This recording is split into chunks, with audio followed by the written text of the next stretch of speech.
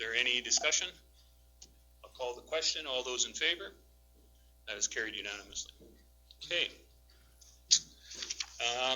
So, first off, I'd just like to preface this with a couple of things.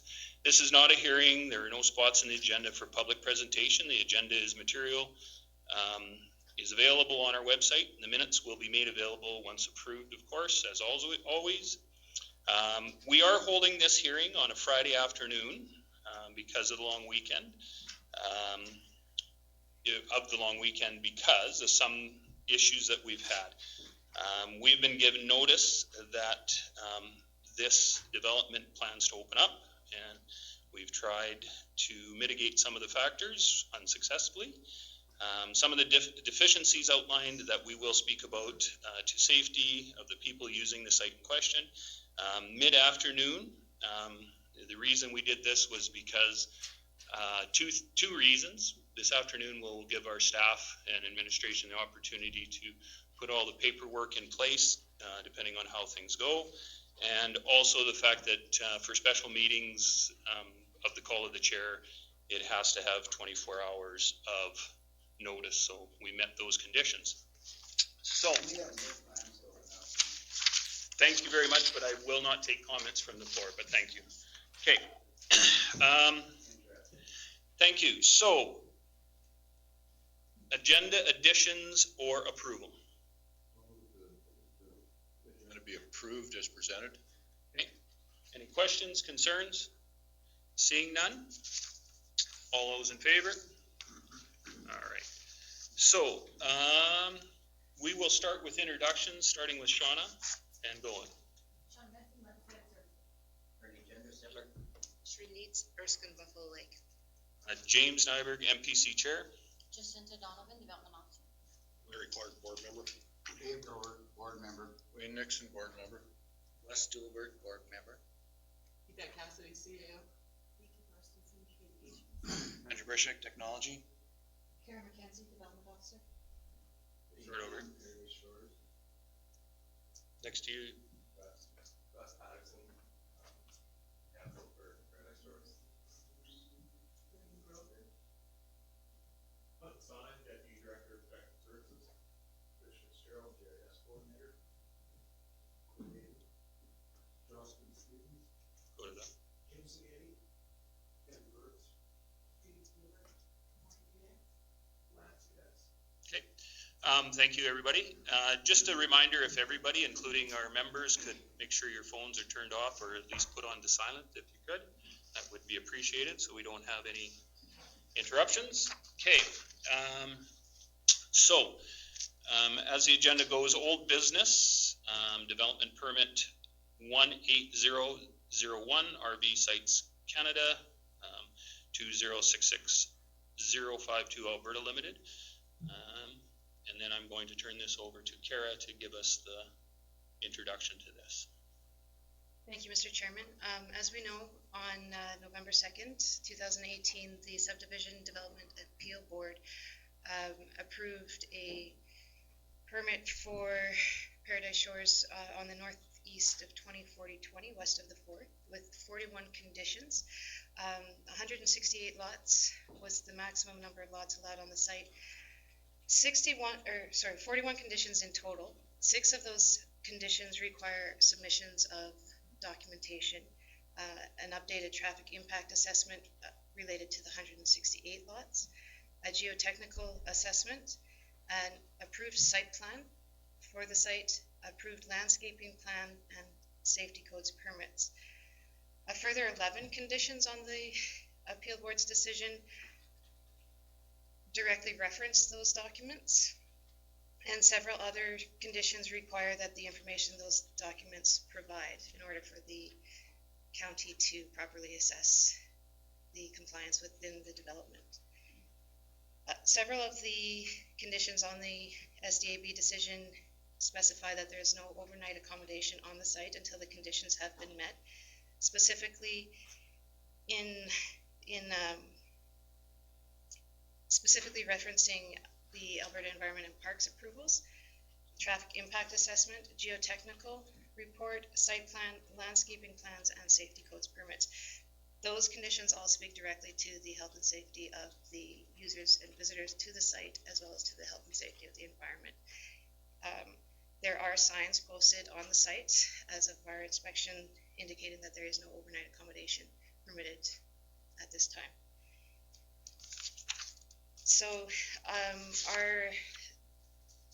on May 2nd, the County of Stettler received permission from the applicant to enter the site and conduct a inspection as to the compliance of the development in terms of the SDAB decision. The goal of our inspection, we had two goals.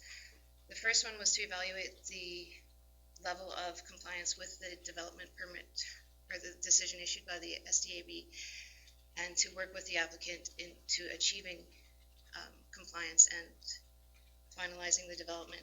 The second goal was if it became apparent that the development was unable to meet compliance, then to evaluate what the county's steps would be to going forward to maintain the health and safety of visitors to the site, users of the site, and maintain the integrity of the environmental conditions around the site. So we tried twice to conduct our inspection. The first time the applicant denied us access to the land. They were unclear for our reasons for wanting to inspect the lands. So they requested further information, which we supplied, and on May 2nd we were given permission to enter the lands to conduct our inspection, although they did protest that they didn't feel that the inspection was necessary at that time. Nonetheless, we proceeded with the inspection. We entered the lands around 9:30 a.m. There were 6 of us on the inspection team from the county, each of us with our own set of skills and that we brought to the team. We entered the lands about 9:30 in the morning. We were joined on the inspection initially by Mr. Ham, Mrs. Ham, and Mr. Mickelberg, which is a representative of the developer.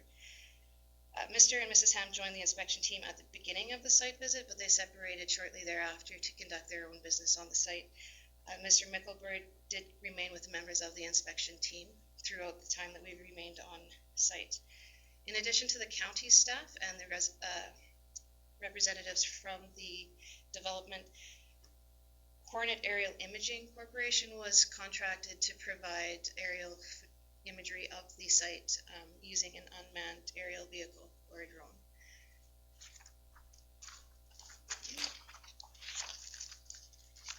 So all of that, our information that we collected on our inspection is outlined in the inspection report, which makes a part of the agenda package.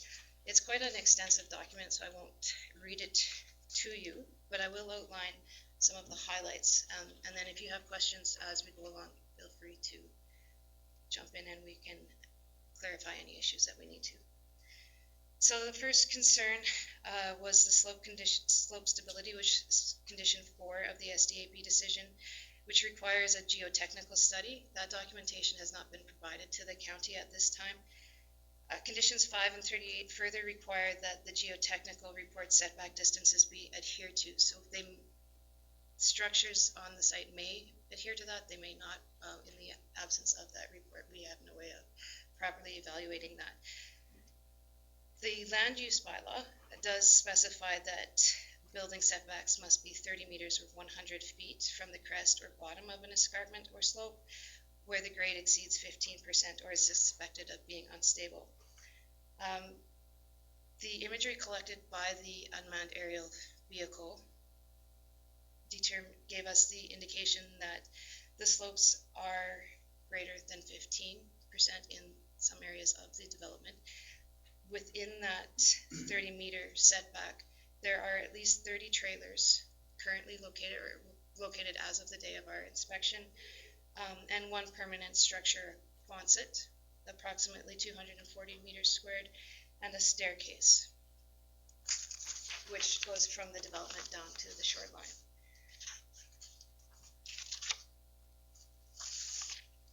Moving on to the Alberta Environment and Parks approvals, condition 29 to 34 require that the applicant obtain and comply with approvals from Alberta Environment and Parks for a stormwater management system, communal potable water storage and distribution system, and a communal wastewater collection system. On April 30th, an Alberta Environment and Parks spoke to a representative from the county and confirmed that there are no approvals issued for the lands. In relation to these You just conditions, said what date was that again? on April 30th. Thank you. Go ahead, sorry. On the date of our inspection, at least 22 individual stalls had recreational vehicles with wastewater systems visibly connected to a wastewater collection system. At 2 individual stalls were observed having water distribution connections.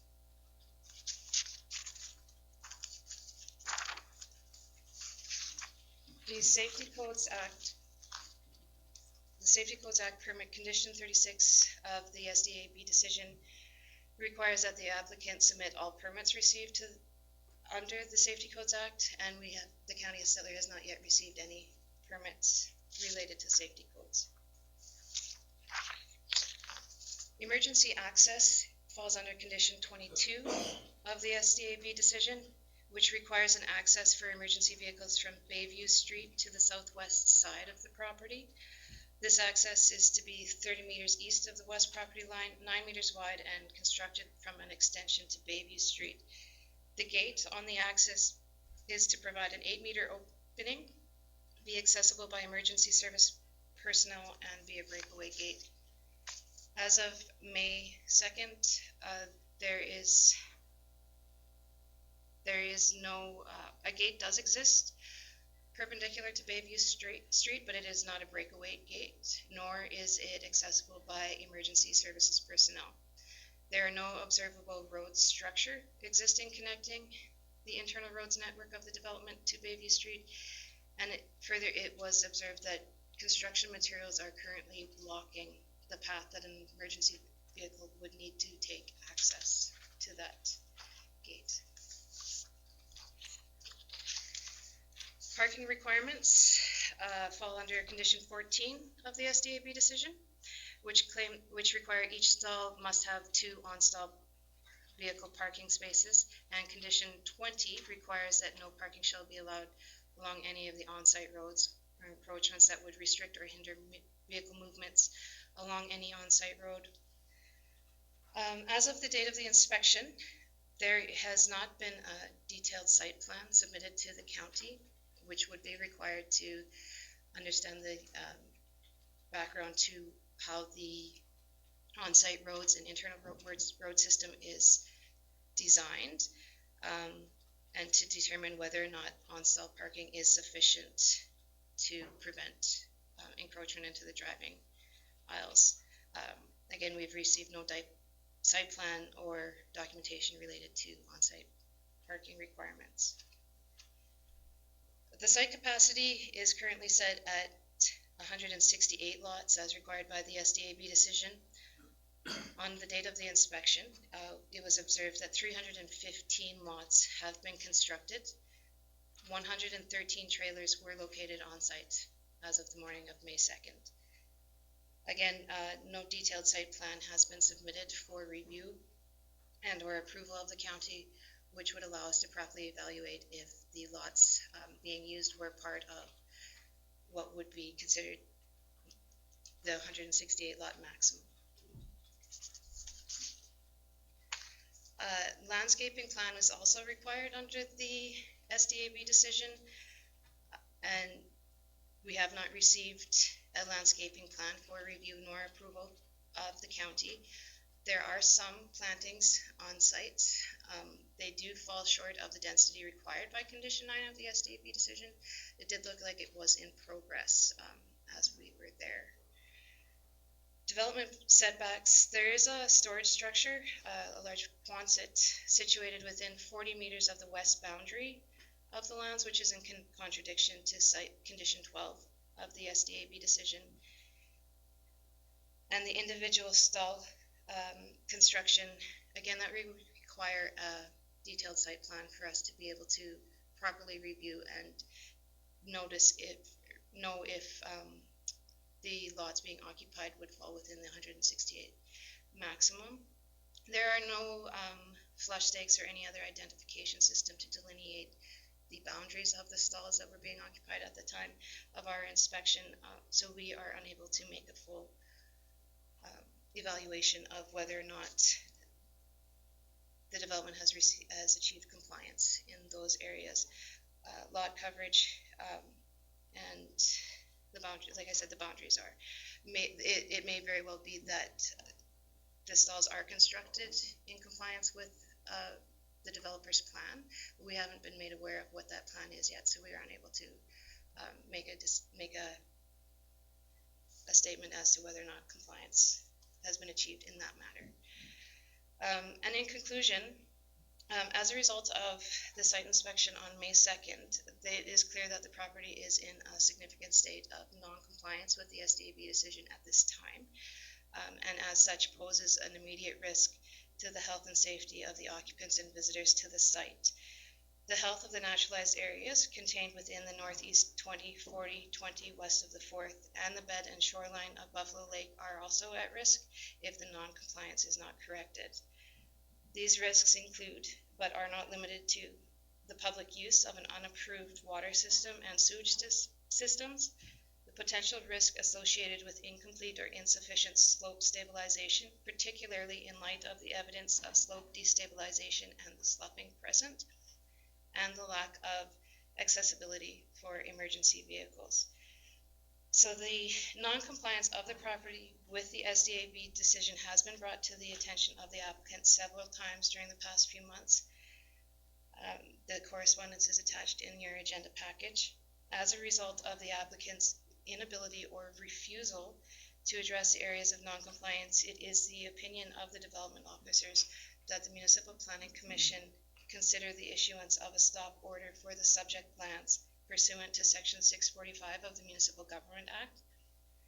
By issuing a stop order, the Development Authority may order the owner, the person in possession of the land, or the persons responsible for the contravention, or any or all of them, to A, stop the development or use of the land or building in whole or in part as directed by the notice, B, demolish, remove, or replace the development, or C, to carry out any other action required by the notice so that the development or use of the land or building complies with the MGA, the land use bylaw, and the development permit or the subdivision approval, or in this case, the SDAB decision. If the applicant fails and refuses to comply with the stop order, the County of Stettler may then enter the land and take any action necessary to carry out the order, and the cost of bringing the property into compliance may be then added to the tax roll for the property. So that concludes the inspection report that we collected from the data, or that we compiled from the data we collected that morning of May 2nd.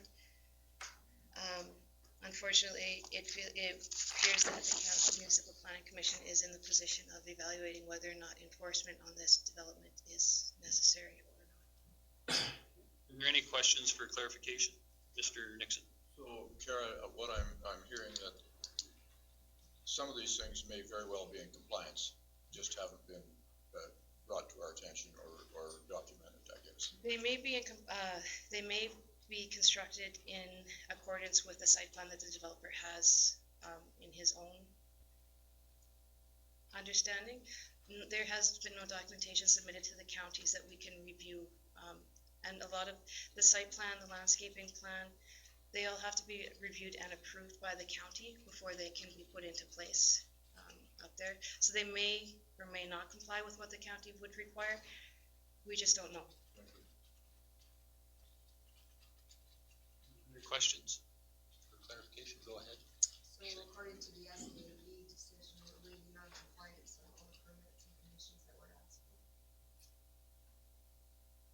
Yes.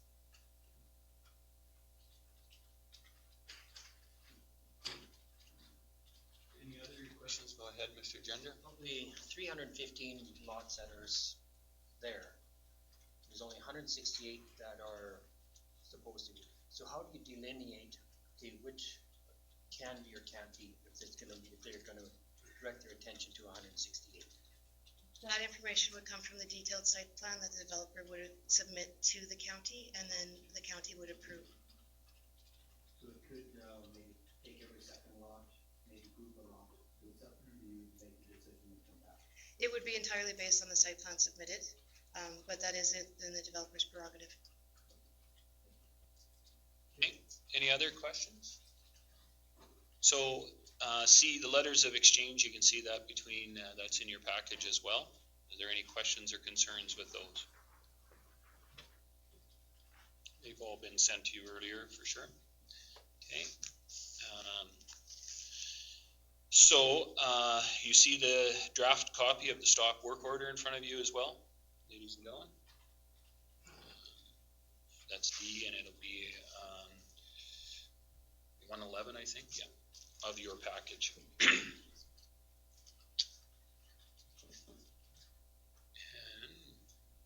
are there any questions and concerns about the draft copy of the stop work order? Okay. And then you can see on, and I'm going to page, I gotta get to it, 124 of your package, open letter to affected parties. Kind of a question and answer of what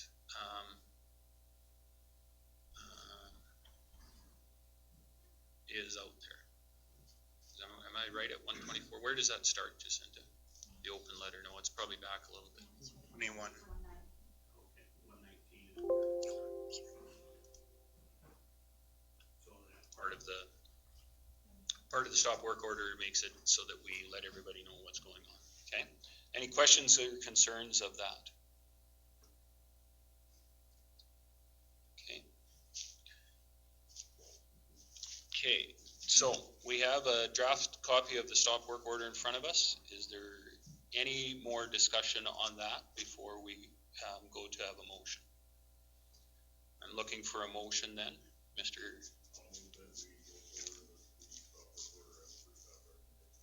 Okay, yeah, I'm not so sure it's a staff recommendation. It's a, I think this is SEC recommendation, but through our staff finding. Okay. Are there any questions, concerns? I'm seeing, oh, go ahead, Les. Just at the last minute. Well, I just, I mean, I don't think it's that we have any less confidence in the project. We still see value in the project and everything. It's just we need the paperwork caught up. Absolutely. Stage. And it can progress. And I don't, there's nothing stopping Jacinta for the developer to come back with, as he progresses or they progress with this, that there's nothing stopping with them complying with this and saying, here's this, there's this, and we get to that point where once we get this information, we will pull this off, correct? Absolutely, the development can be brought into compliance, in which case then the permit would be issued, or then problem solved. Right, and there's nothing stopping him from bringing it into compliance other than giving us the information. Okay, Mr. Nixon? And that was my thoughts also, Mr. Chairman, is that this is my, however I vote, will have nothing to do with the project, which I think is a worthwhile project. It is only to do with the compliance. Any other, Mr. Gender? In the last term, we had to deal with some decisions that were made previously in councils before us. And there was a lack of enforcement on behalf of whether it's council, whether it's MPC, but it was because of that lack of conformity that we've had to change some of our bylaws stating that, okay, it's going to be that any future, that there won't be any work even started on these projects, any project, until everything is met, before we'll really go ahead with it. So that there's just not a misunderstanding that if you start doing a little something, and before long it's a little bit more. So where do we really stop the buck? And we are the policy bylaw makers, that we have to abide and we have to make them and enforce them when the time comes. It's a dirty job in order to be able to enforce it, but that is what it's entailed upon us. Thank you. Okay. So, do we have a draft motion? I think that was done by resolution. Okay. So, whereas 20660252 Alberta Limited operating as Paradise Shores and Paradise Shores Resort, Paradise Shores, is the owner of the legal lands described in or as Northeast 20, 40, 20, west of the 4th, the lands. Whereas the Municipal Planning Commission of the County of Stettler, number 6, the MPC, has determined that the lands are currently in breach of the conditions of the decision of the County of Stettler Subdivision and Development Appeal Board dated November 2nd, 2018, the SDAB decision, and the County of Stettler number 6 land use bylaw, known as the land use bylaw. Now, therefore, the MPC has determined to issue a stop work order pursuant to Section 645 of the Municipal Government Act and in the form hereby approved by the MPC. 2, Paradise Shores, with respect to the lands requiring Paradise Shores to address, rectify, and discontinue, as the case may be, the current contraventions of the SCBA decision and the land use bylaws. So that is the motion that we'll make forward. Okay. Any other questions, concerns? Seeing none, I'll call the question. All those in favor? That's carried unanimously. Okay. Next meeting, ladies and gentlemen, will be May the 22nd, 2019. Dave, you're back. You'll give me the motion to adjourn. Thank you. All those in favor? Carried unanimously. Simple as that. Thank you.